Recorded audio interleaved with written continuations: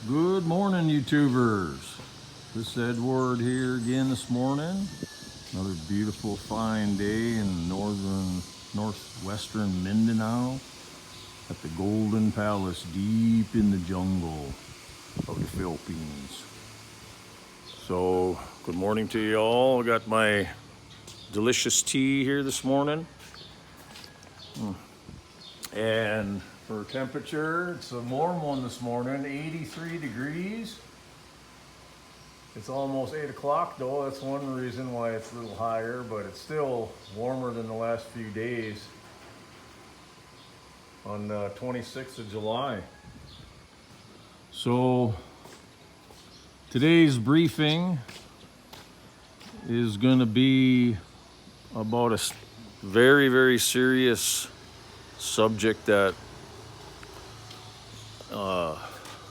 affects pretty much all of humanity, especially parents.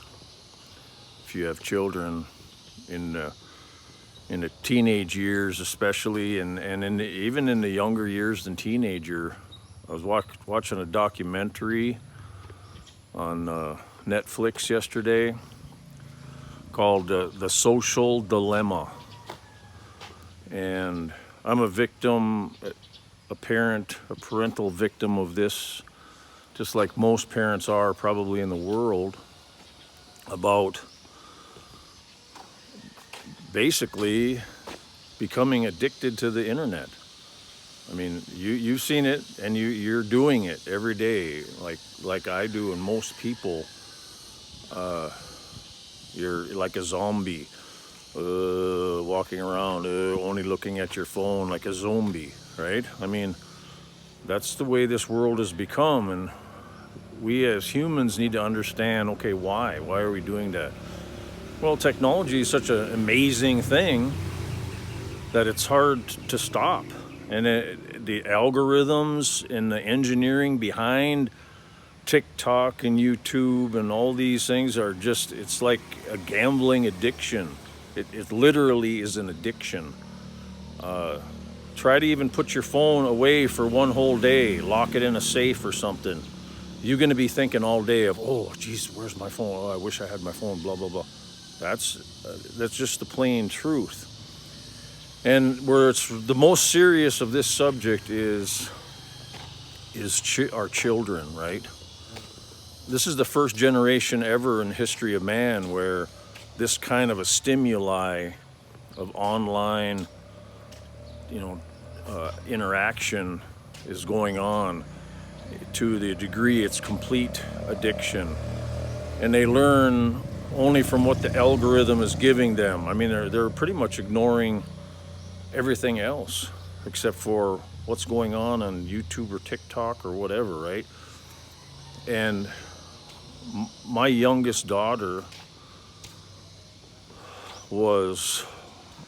my second wife passed away from cancer a few years back. And my youngest daughter was around age 9 or 10. And a couple years later, I found out that she'd been cutting herself, cutting her skin with a sharp object or something like that. And I'm not understanding it, but I'm thinking maybe this is because of her mother dying early in her life, and she never had, good family support or something like that. So I was blaming myself and what I could do, but I never thought of it being the case of the internet addiction. But that's exactly what it was. There's new data out now and new statistics about how preteens, ages 9, 10 to age 14, are doing this self-harm thing, cutting themselves and stuff like that. And it's the rates of that happening throughout the world is just skyrocketed up like 150%. And then included with that, just harming yourself, the next step is suicide. And that is also increased up to 150%. and especially the preteens, the 9 to 14-year-old, and especially girls, but boys too. And then also the teenagers, the older teenagers, 15 to 19 after that, suicides and self-harm and, getting in trouble with the law and all that has just skyrocketed. And it's all due to the correlation of when social media started in the world with Facebook and YouTube and all that stuff. It's just skyrocketed through the roof. So, and it's caught parents off guard, not really seriously realizing the damage it's doing to the next generation and their own children, right? Because I'm a victim of it myself with my kids. So there's definitely things a parent can do, but the first thing that it takes is awareness. So you have to be aware of the internet is a completely addictive and harmful thing when always used non-stop. I mean, some parents try to take the phones away from their kids. Good luck of that, because they're so disobedient and so disrespectful now, that because they're so addicted to their phones, right, that they don't care what the parents say, and it's complete rebellion.